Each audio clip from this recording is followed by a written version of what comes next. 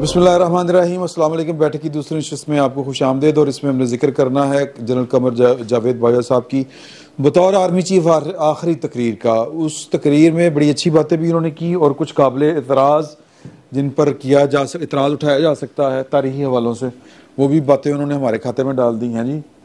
तो वो भी करनी ज़रूरी हैं। और फिर ये बातें भी हुई कि हमने फरवरी तक हमने तो मतलब उन्होंने तस्लीम किया जो कहना चाहिए कि किस्म का इतराफ़ है जुर्म। हाँ नहीं वो सर वो जुर्म ना ही वो एक इतराफ़ ही कर। हाँ उन्होंने वैसे खुद कहा है कि ये आईनी तौर पर गलत था, आइन की खिलाफ गैर आईनी काम किया, मुदाखलत करते रहे। तो वड्डी गल है, लेकिन गल ये कि अगों की करना। तो पहले हाँ जी जनरल नदीम अंजुम साहब ने जो प्रेस कॉन्फ्रेंस की थी ना, हाँ तारीख में पहली बार ISI की चीफ की, उन्होंने कहा था कि पूरा सच जो है वो बोलना बाज़ औक़ात नुकसानदेह होता है। उन्होंने समझा होगा कि मैं पूरा अगर सच बोलूँगा तो चले मैं सियासी नाकामी कह देता हूँ, वरना पूरा सच नुकसानदेह होगा। तो इस चक्कर में उन्होंने एक बात जो है वो आधा सच बोल दिया था। हाँ अच्छा जी, मेरा ख्याल है कि मैं वही जो सबसे ज़्यादा उस तकरीर में जिस पर बात हुई उस पे बात करनी चाहिए, जो उन्होंने कहा कि सियासी गलती थी, सियासी एक नाकामी थी, उसी पे सियासी नाकामी थी। देखिए बात ये है कि मेरा ख्याल है कि उन्होंने जनरल आगा मोहम्मद याहिया खान को या तो सियासतदान समझा। हाँ मैं ये सियासत ही कर रहे थे वो, चले से मान लेते, लेकिन उस वक्त सियासतदान सियासत कर नहीं सकते थे। हाँ, फौजी तो जनरल सियासत कर रहे थे। आगा मोहम्मद याहिया खान सियासत कर रहे थे, तो अगर आगा मोहम्मद याहिया खान की और ज़ुबैर उमर के वालिद साहब की कोई गलती थी कि इन्होंने कहा कि जी मैं ज़ुबैर उमर और असद उमर के वालिद साहब की गलती थी, तो उन्होंने कहा वो सिविलियन खाते में डालने की कोशिश की, ये ज़्यादती वाली बात है। ठीक है, जब तक हम ये चीज़ें क्लियर करके आगे नहीं बढ़ेंगे ना, तो फिर आगे नहीं बढ़ा जाएगा ना। ठीक है, उस वक्त सियासतदानों को तो बेचारों को इजाजत ही नहीं थी सियासत करने की। वो तो सीटें जीत के बैठे हुए थे और इस बात पे कह रहे थे कि जी असम्बली का इजलास बुला।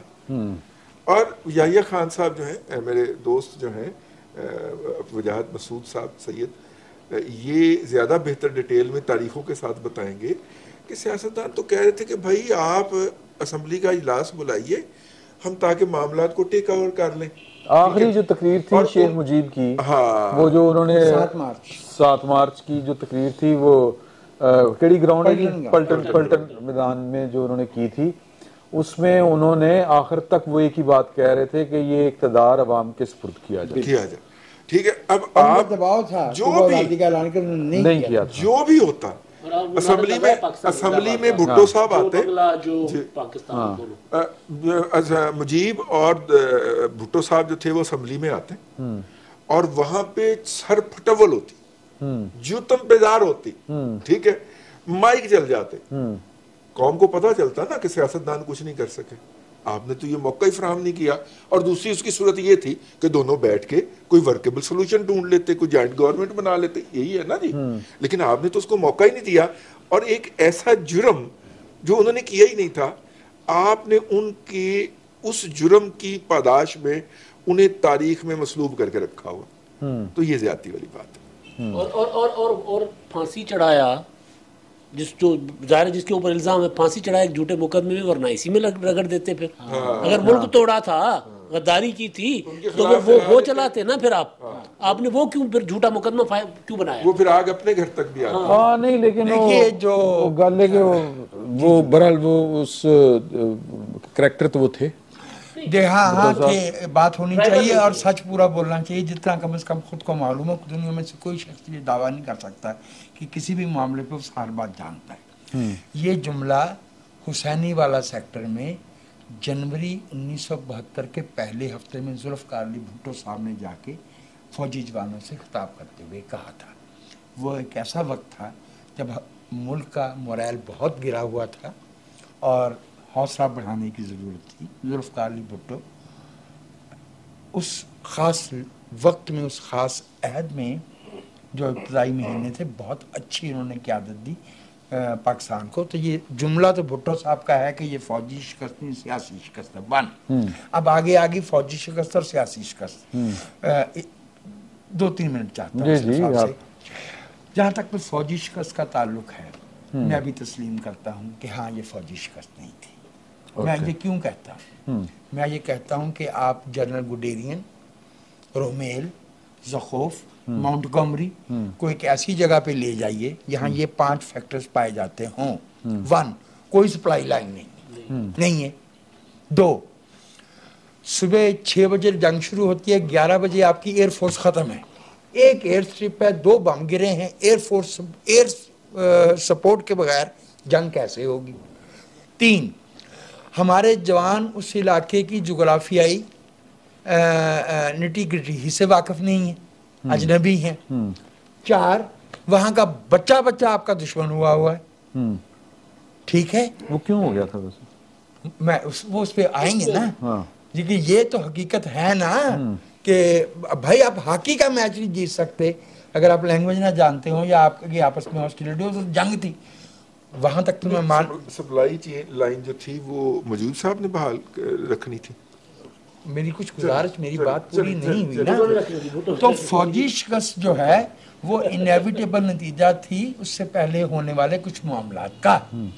अब मैं इस बात पे आता हूँ कि ये सियासी अगर नाकामी थी तो वो बात जो मेरे भाई ने एक मुख्तलिफ लफ्ज़ों में की है, मैं पूछता हूँ सियासतकार कौन रहा था? सियासत 1951 मार्च से ऑनवर्ड इस मुल्क की फौज कर रही थी। शुरू में एब्डो तो 58 में बनाया ना, लेकिन वो प्रौढ़ा था, उससे पहले लियाकत ने बना दिया था। फरवरी 2021 तक ये भी कहने कर रही थी जी, कर रही थी। अब मेरी बात अर्ज सुनने को तैयार है। एक मैं किसी की जिस्मानी कमजोरी का मजाक नहीं उड़ाना चाहता, लेकिन गुलाम मोहम्मद एक मफलूज आदमी थे और उनकी कौन सी कंस्टिट्यूंसी थी। उन्होंने जब ये तोड़ा पाकिस्तान की दस्तूर साज असम्बली को, तो पाकिस्तान के हल्के की सियासत ने मारा है।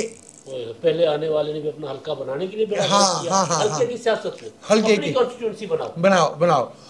आज भी हमारे दरमियान 2 सहाफ़ी अल्हम्दुलिल्लाह मौजूद हैं। एक तो हैं आसिफ जिलानी साहब जो BBC में होते हैं, और दूसरे हैं रज़ाली आबदी। ये कराची प्रेस क्लब में तशरीफ़ फरमा थे। वज़ीर तजारत शुएब, ये वो वाले वज़ीर ख़जाना नहीं जो वर्ल्ड बैंक से लाए थे अयूब, वो नहीं, ये मशरक़ी पाकिस्तान से ताल्लुक़ रखते थे। उस ज़माने में इनकी काबीना में ग़ुलाम मोहम्मद से गाली गुफ्तार होती थी। वो आए और उन्होंने कहा कि पाकिस्तान तो टूट गया। तो ये नौजवान सहाफ़ी थे, उन्होंने परेशान होकर पूछा सर कैसे टूट गया? उन्होंने कहा दस्तूर साज असम्बली ग़ुलाम मोहम्मद ने नहीं तोड़ी, सिकंदर मिर्ज़ा और अयूब ने तोड़ी है, और वह मगरबी पाकिस्तान से ताल्लुक़ रखते हैं। 13 बरस, मैंने कहा ना रऊफ़, माफ़ कीजिएगा, ये एक बहुत बड़ा तजुर्बा था। जैसे आज हम कह रहे हैं कि हम पाकिस्तान की हिस्ट्री में बहुत बड़ी आजमाइश में हैं। जनरल राव फरमान साहब के बारे में भी 2 लफ्ज़ फरमा दें। मैं अर्ज़ करता हूँ मेरे आका, मैं अर्ज़ करता हूँ, हैब्सबर्ग एम्पायर के बाद कोई एक नेशन स्टेट जो है ऐसी नहीं बनी जो जियोग्राफिकली कंटिगुअस ना हो, सवाए इंडोनेशिया, मलेशिया वगैरह के वो जजीरे हैं, बीच में कोई हॉस्टाइल टेरिटरी नहीं है। यहाँ थी तो it had to be taken very seriously, it had to be taken very seriously. हमने बंगालियों की अपनी ज़ुबान से मोहब्बत को नहीं समझा, हमने फेडरेशन के तकाज़े नहीं समझे, हमने उनकी बाजार तो 56% और 44% 6% का वो था ना, तो पैरिटी का प्रिंसिपल बनाया। हमने 1 यूनिट क्यों बनाया? ताकि हम जो है वो मशरक़ी पाकिस्तान के लोग, हमने जो उनकी जूट और चावल ला के कराची में उनकी कीमत तय करते थे, हम क्या कर रहे थे? अच्छा अब ये देखिए कि मशरक़ी पाकिस्तान का फ़ौज में हिस्सा 6% था, और फ़ौज बराह रास्त अक्टूबर 58 से हुकूमत कर रही थी। तो सियासी नाकामी किसकी है? सियासी नाकामी उसी की होगी ना जो सियासत कर रहा है। अब मैं आपसे 2 या 3 बातें होना चाहिए, 1-2 बातें इसका दूँ। आपने बहुत दफ़े सुना होगा कि जो हमारे बांग्लादेशी दोस्त हैं वो इल्ज़ाम लगाते हैं 30 लाख अमवात का, उसकी कोई वेरिफिकेशन मौजूद नहीं है। कत्लेआम तो हुआ, मैसेकर तो हुआ, और उसकी गवाहियाँ मौजूद हैं, लेकिन ज़ाहिर है अदाद शुमार पे इख्तिलाफ होता है। पता है आपको कि वो 3 मिलियन या 30 लाख कहाँ से आए? 21 फरवरी 1971 को कराची में प्रेस कॉन्फ्रेंस करते हुए आगा मोहम्मद याह्या खान ने कहा कि if we can kill 3 million Bengalis they will be eating out of our hand. और खुदा के बंदे, आज तक किसी मुल्क के सरबराह ने, भले वो नाजायज और गासिबी क्यों ना हो, अपने मुल्क के अवाम के बारे में तो ये लफ्ज़ तो स्टालिन और माओ ने नहीं बोले, वहां से उन्होंने उठाए। दूसरे 14 दिसंबर को जब हमें नजर आ रहा था, जो लोग भी डिसीजन मेकर थे उन्हें तो पता था ना कि क्या हो रहा है जी। जनरल रहीम ने तो कह दिया था ना कि अगर रिजल्ट नहीं है तो दाने मुक गए तो जाओ, जो वो कहता है नागरा वो करो। 14 दिसंबर को हम क्या कर रहे थे, जिस पर मैंने पिछले वीलॉग में, गुज़श्ता वीलॉग में भी इशारा किया, सहाफ़त, सियासत, हम चुन चुन के दानिश्वरों के वो फहरिस्त, चूंकि बम गिरा था गवर्नर हाउस पे, वो डायरी राव फरमान की हत्थे आ गई इंडियंस के, और उस फहरिस्त में जितने नाम दर्ज थे वो सबके सबकी लाशें आधी पानी के अंदर और आधी पानी के बाहर तालाब से मिली, सिवाय एक बंदे के। वो कौन था? उसका नाम था निसारुल हक, और वो जाती दोस्त अल्ताफ गौहर का। जब वो हाथी गांव में डिस्ट्रिक्ट मैजिस्ट्रेट थे, उन्होंने बराह रास्त राब्ता करके राव फरमान से जाती दरख्वास्त की थी, ये मेरा दोस्त है, इसे छोड़ देना। अच्छा। और वही एक बंदा था जो सलामत बचा उस फहरिस्त में से, और उस फहरिस्त का अक्स मौजूद है। अच्छा। क्योंकि ज़ाहिर है इंडियंस जो थे वो तो ये करेंगे ना। मेरी राय में ये तारीख है, माजी है, बांग्लादेश एक सावन मुल्क है, हम उसे तस्लीम करते हैं, उसकी तरक्की अपने वतन की तरक्की ही की तरह चाहते हैं, लेकिन हमें ये सबक याद रखने चाहिए, जो कि हम ऐसे कह के निकल नहीं सकते। क्रिकेट में आज भी इंडिया के मुकाबले में सपोर्ट करते हैं, क्रिकेट में आज भी इंडिया के मुकाबले में हमें सपोर्ट करते हैं। आप वहाँ पे पाकिस्तान का इंडिया का मैच करवा लें, आपको पता चल जाएगा आज भी वहाँ के अवाम हमें सपोर्ट करते हैं। अच्छा, मैं ये जितने मुदल्लल तरीके से ये हमारे दोस्तों ने गुफ्तगू कर दी है इसके ऊपर, मेरे पास और कुछ है नहीं इसके आगे कहने के लिए, और एनलाइटनिंग थी मेरे लिए, लेकिन मैं ये ज़रूर जानना चाहता हूँ या कमेंट करना चाहता हूँ। जनरल बाजवा जाते हुए, outgoing chief of army staff, एक स्पीच करते हैं जिसमें वो पूरी की पूरी फौज को जो है एक इतनी मुश्किल पोजीशन के अंदर कर जाते हैं, एक एम्बैरेसिंग सिचुएशन क्रिएट कर जाते हैं पूरी की पूरी फौज के लिए, और ये कह के कि आप गैर आईनी काम करते रहे हैं 70 साल से।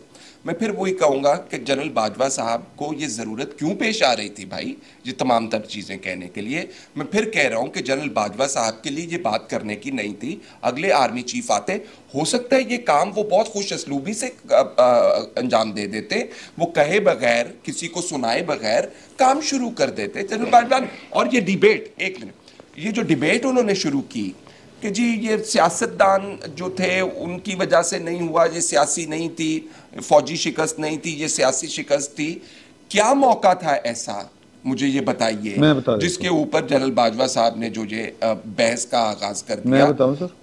जी सर, बिल्कुल रोशनी डालें सर। वो उसकी तुसी पढ़ लो, फिर मैं तुम दसना। उसकी सर वजह ये है कि वो उन्होंने पाकिस्तान की फौज को 6 महीने लगा के बहस व तमीज के बाद इस पर कायल किया कि ये हम जो हैं वो गैर आईनी काम करते रहे हैं, तो वो उसका सियाको सबाक जो था वो बता रहे थे, ये हमारा काम नहीं है। मैं भी यही बात करना चाह रहा था कि इससे पहले एक प्रेस कॉन्फ्रेंस हुई थी, और वो एक फौज को उस हालत में छोड़ के जा रहे हैं कि आपने अब सियासत नहीं करनी, और सियासत ना करने की वजह ये है कौन पहरा दे, और जी कौन पहरा दे।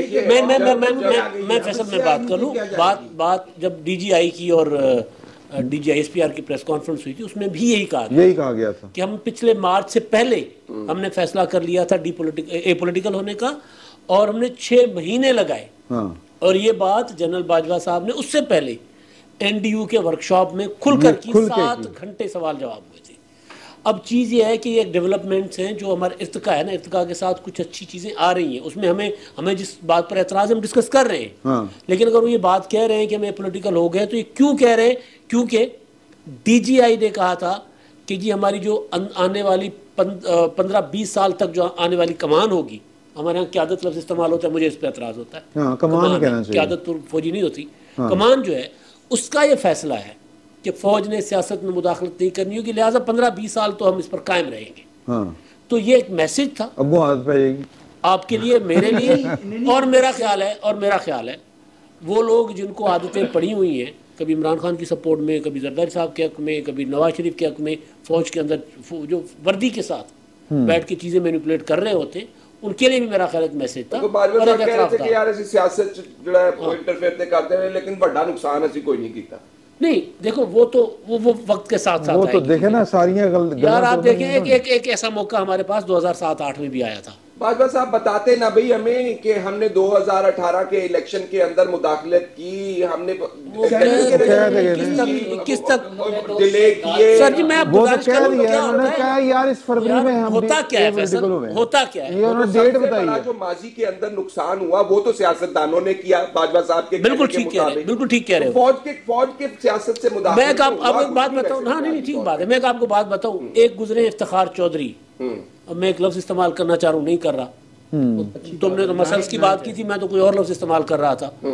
सर इफ्तिखार चौधरी, हाँ इफ्तिखार चौधरी साहब ने, नहीं बहरहाल कोई कुछ था, इफ्तिखार चौधरी साहब ने कहा था मैंने माफ़ी मांग ली है अपने आप से, मेरा गुनाह माफ़ किसी का नहीं माफ़ करूंगा। ये फेजेस आते होते हैं। वो भी ये कह रहे हैं कि जी हमने तौबा कर ली सियासत से, लेकिन वो फलां गलती जो थी हमारी नहीं थी। बुनियादी फर्क ये था, बुनियादी फर्क था उसके अंदर बुनियादी फर्क ये था कि इफ्तिखार मोहम्मद चौधरी साहब आए थे उस वक्त, पहले केस का फैसला उन्होंने किया था, उनका अभी बाकी था टेन्योर सारा, तब उन्होंने ये बात कही थी। ये मुझे इख्तलाफ की है कि भाईजान आप जाते हुए ये तमाम बातें कर रहे हैं, नहीं थे भाई, ओ यार जाते हुए करेगा फैसल चौधरी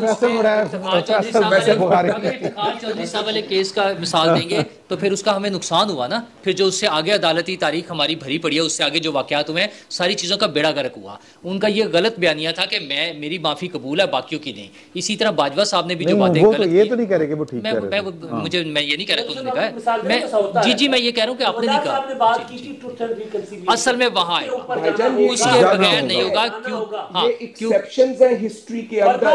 जनरल बाजवा की ये जो स्टेटमेंट आप डिस्कस कर रहे हैं, बाजवा इफ्तिखार मोहम्मद चौधरी साहब की जो स्टेटमेंट आप डिस्कस कर रहे हैं, ये होता नहीं रहता पाकिस्तान के अंदर, ये एक्सेप्शंस हैं, आप इसको डिस्कस ही इसलिए कर रहे हैं। अच्छा, लेकिन बाजवा साहब ने फिर जो बातें मजीद कर दी उसमें कि जी 2018 में आरटीएस नहीं बैठा था, मतलब उन्हें ये वो नहीं कहा उन्होंने आरटीएस नहीं, उन्होंने कहा कुछ लोगों ने आरटीएस बैठने की बात की और उसकी बुनियाद पर उन्होंने वो किया, उसकी बुनियाद पर उन्होंने उसको सिलेक्टेड, उन्होंने 2018 और उन्होंने कहा वो सिलेक्टेड गवर्नमेंट का वो गलत था। दूसरा उन्होंने एक और नई बात भी की, उन्होंने कहा कि हमें सच्ची जमहूरियत के लिए वो करना होगा, सच्ची जमहूरियत का भी उन्होंने एक जिक्र किया।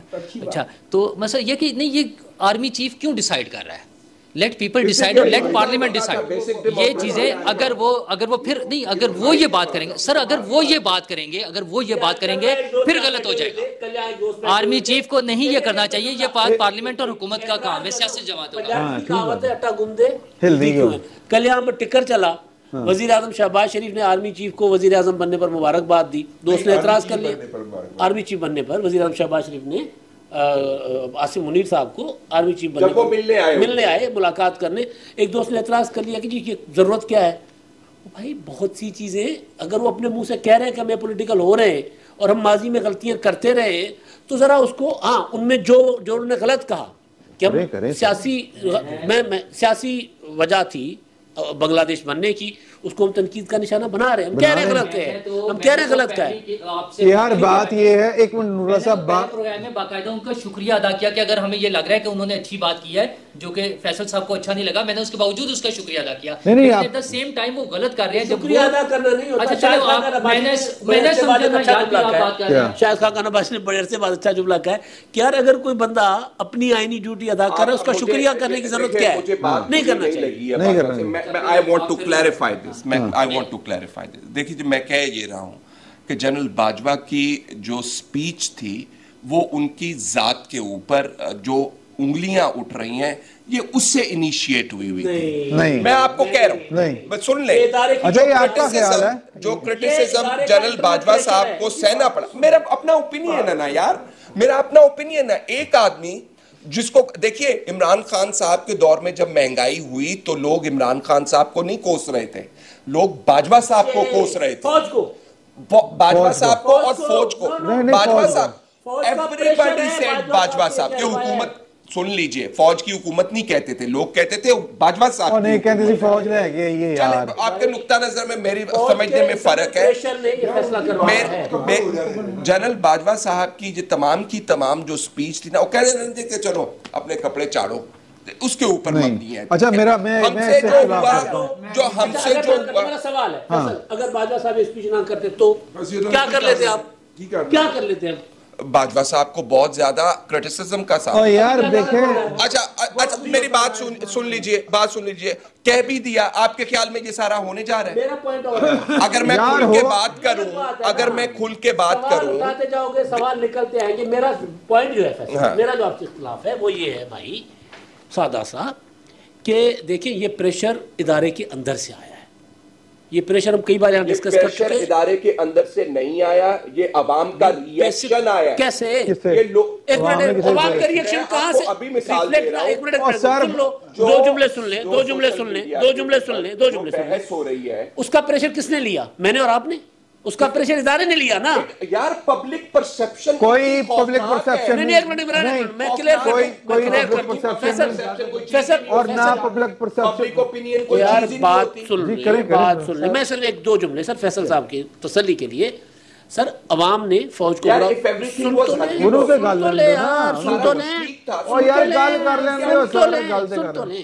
सर जी एक पब्लिक से एक परसेप्शन बना कि बाजवा साहब और फौज लेकर आए इमरान खान को।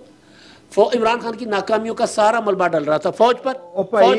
एक मेरे को नहीं रिया जा रहा, मैंने भी गल कर लेते हो। मेरे मुंह में जुबान है यार, मैंने को लिफ्ट नहीं करना। सर मेरी गल सुनो, किसी के जूते के नोक को फर्क नहीं पड़ता, किसी को परवाह नहीं वाम की। कैसी बातें कर रहे हैं? सुन लो, गल सुन लो। अगर इमरान खान और भाई गल सुन लो एक मिनट, अगर पाकिस्तान अगर इमरान खान साहब सर्व कर जाते, इमरान खान साहब डॉलर लैन दे, तो सर अवाम की ऐसी की तैसी नहीं होता। मैं और बात कर रहा हूँ सर, मैं और बात कर सर खर्चे नहीं पूरे हुए। यही तो मसला है। कैसी गल्लां कर रहे हो? कहाँ से आया सर? खर्चे नहीं पूरे हुए। कहाँ से प्रेशर नहीं आया? फौज का आया जी, अंदर से इदारे से। मैं ये कह रहा हूँ अवाम का कोई प्रेशर नहीं। फैसल की मैं जो सर आखिरी जुमला, अवाम की जो बात है ना कि अगर अवाम ने किया तो उसको भी इदारे ने अंदर से बाजवा साहब को प्रेशराइज किया कि पॉलिसी बदलो भाई। ये कह रहा हूँ 70 साल से तो भाई पैसे नहीं थी और भाई प्रेशर नहीं था तो फौज ने प्रेशर नहीं लिया। प्रेशर आया तो भाई प्रेशर इकोनॉमी का प्रेशर तो और लोगों का कोई प्रेशर नहीं। अच्छा भाई लोग सर खुदकुशियां कर रहे थे, आपका वज़ीर आज़म कह रहा था कि मैं ही कर सकना। मैं क्या करूं?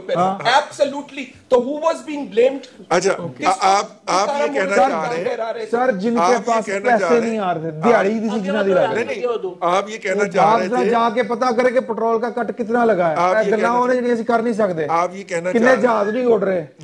आप ये कहना चाह रहे हैं कि पिछले नो पब्लिक प्रेशर अवाम क्या बेचते हैं यार। आप ये कहना चाह रहे हैं चले आप ये कहना चाह रहे हैं कि पिछले वाले जो थे वो तो 100 कंपनियां बना गए पापा जान वाली जी, ऐसे सिर्फ 12.5 अरब तक काम रुक गया। सर एक मिनट मैं आपको एक बात बताऊं सर, एक मिनट सुने। बात ये है कि पब्लिक प्रेशर क्या 1971 से ज्यादा था ये वाला? जी मैं इजाजत, जो तो मुल्क तो टूट गया। इजाजत है, कैसी बात कर रहे हैं? तो फिर 7 साल बाद आ गई सी फौज। इजाजत है जी सर प्लीज। मेरी अर्ज सुनिए। देखिए मुल्क भी हमारा है, फौज भी हमारी। बिल्कुल। और हमारी अटमोस्ट ख्वाहिश ये है कि एक नॉर्मल मुल्क हो और एक नॉर्मल फौज हो। यस।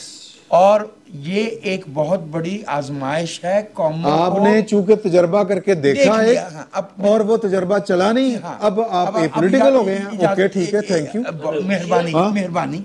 लेकिन देखिए ये ऐसे नहीं होता। जहन साजी हमने 70 बरस की हो, 58 बरस हमने सियासतदान को एक गाली बनाया हो और वो ओवरनाइट डीनाजिफिकेशन प्रोसेस। यस। फ्रांको जब जाता है तो स्पेन में बड़ा काम करना पड़ता है। जापानियों को जमहूरियत सिखाने के लिए बहुत वक्त लगा। 52 में कहीं जाके अमेरिकी वापस गए हैं मैकार्थर।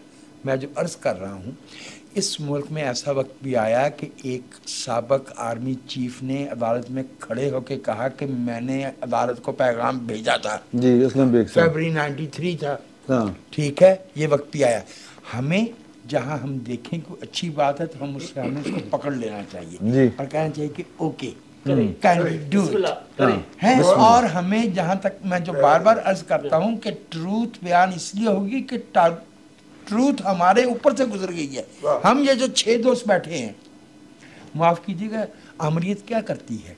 आमरीत मुआशी नुकसान पहुंचाती है, फलां करती है। सबसे ज्यादा वो ये करती है कि वो अपने शहरियों का कद छोटा करती है, उनकी रूह जख्मी करती है, उनका ज़मीर जख्मी करती है, उनकी कामत, उनका इम्कान मजरूह करती है।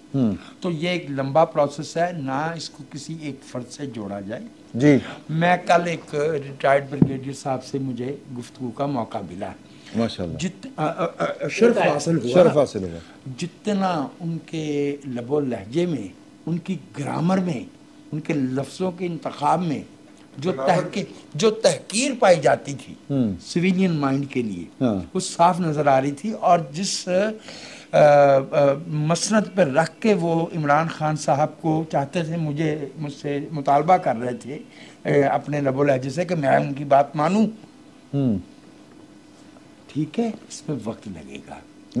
हमने नस्लों को, सर ये इंजीनियरिंग नहीं है, ये पॉलिटिकल इंजीनियरिंग है, सादा इंजीनियरिंग नहीं है। सादा बात ये है, सादा गल नहीं है, मुल्क इस तरह से चल ही नहीं सकता। हमारे यहाँ पाकिस्तान ने पॉलिटिकल इंजीनियरिंग भी दरियाफ्त कर रही है। मैंने तो एक दोस्त से ये ऐसे नहीं हो सकता कि मैं एसी का रिमोट दबाऊं और जनाब एसी चलना शुरू हो जाए, मैं उसको एस टेम्परेचर पे आ जाए। इमरान, ये हमारी ख्वाहिशों के मुताबिक इस तरह नहीं होता, ये प्रोसेस है और ये अपना टाइम लेगा।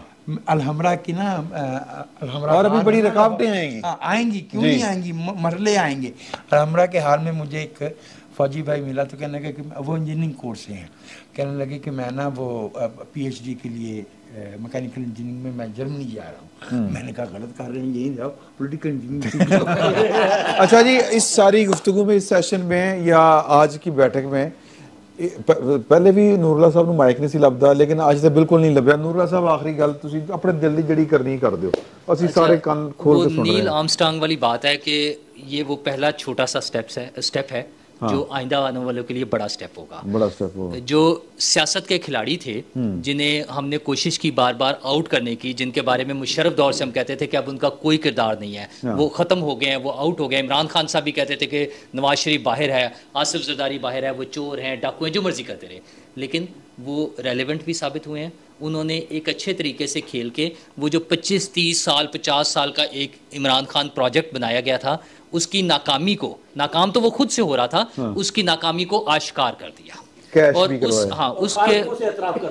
उसके वो बेनकाब कर दिया उसके मंसूबे को, वरना शायद खामोशी से एक और नया इमरान खान पैदा करने के बहुत सारे हमने ऐसे रखे हुए हैं खिलाड़ी, जो है ना छोटे छोटे मुख्तलिफ पॉकेट्स में रखे हुए हैं, जिनको बड़ा प्रोटोकॉल मिलके गाड़ियां आगे पीछे उनकी तकरीरें कराना, ये सारा कुछ चल रहा है। तो रखे हुए हैं। तो इन दोनों जो सियासत के खिलाड़ी थे, उन्होंने बहुत अच्छा खेला है। मैं सिंपली कहूंगा वेल प्लेड बॉयज। और हाँ, बॉयज 70 साल के बॉयज जो है, हाँ, तो उन्होंने बहुत अच्छा खेला है। और लेकिन ये पहला छोटा स्टेप है। अगर वो इसको आगे लेके चलेंगे तो हमें जो हमारी रिक्वायरमेंट है या जो हमारी ख्वाहिश है कि जमहूरियत के सम्राट लोगों तक पहुंचने चाहिए, असल टारगेट वो है। हुकूमत बदल के, एक चेहरा बदल के दूसरे को ले आना वो टारगेट नहीं है। टारगेट यह है कि लोगों तक सम्राट पहुंचने चाहिए, वो वेलफेयर स्टेट और वो सारी चीजें चलना चाहिए। तो पहला step they have done well. और एक छोटा सा शेर सुना दूं, वो पता नहीं किस पे फिट आएगा। वो कल हम जिक्र कर रहे थे कि बख्त के तख्त से यकलख्त उतारा हुआ शख्स, एक शख्स तुमने देखा है कभी जीत के हारा हुआ शख्स? यार तो उसके मदाहों को मिला है उसका प्लास्टर। अच्छा, हाँ, आज तो प्लास्टर हो रही। तो वो भी देखो ना, अपने की ना गुत वाले साहब, समी इब्राहिम साहब, सर समी इब्राहिम साहब जो है वो सेल्फी ले रहे हैं और बड़े शौक से उठाया। यार मैं तो, क्या कमाल है यार, क्या कमाल है। अच्छा जी, वो शौक से क्या उठाया? सर प्लास्टर, शुक्र करें कि गोली सिर्फ टांग पे लगी थी। अच्छा, वो अल्लाह रहम करे यार, हद होगी। अच्छा, अगर लगी थी नहीं, सुनो जी, गल का एक नुसरत जावेद साहब ने कल बड़ी खूबसूरत बात की। और मैं समझता हूँ कि वो असल बात है, वो क्रेडिट उनको देना चाहिए। उन्होंने कहा था कि ये पाकिस्तान का आइन जीता है। सर, पाकिस्तान का आइन जीत रहा है। अफराद छोटी चीज होते हैं, ये पाकिस्तान का आइन है जो ਲੈ ਗਿਆ ਨੰਬਰ ਲੈ ਗਿਆ ਸਰ ਔਰ ਇਨਸ਼ਾਅੱਲਾ ਪਾਕਿस्तान जी नुसरत सर ਮੈਨੂੰ पता ਮੈਨੂੰ ਤੁਸੀਂ नहीं दे सकते शाबाश ले जी इंशाल्लाह अगले हफ्ते तक काफ़ी चीज़ें जो हैं वो और ज़्यादा निखर के सामने आ चुकी होंगी। इमरान खान साहब का जो 29 नवंबर गुजर चुकी होगी। इमरान खान साहब ने कल जाना है, वो क्या इनकलाब लेके आते हैं या कौन सा जलजला उठाते हैं वो कल पता चल जाएगा। और अभी बहुत कुछ होना बाकी है और अभी बहुत कुछ नए आगाज़ होने हैं चीज़ों के, बल्कि आगाज़ होने हैं, वो देखते हैं कि क्या होते हैं। फिल वक्त इतना ही, बहुत बहुत शुक्रिया।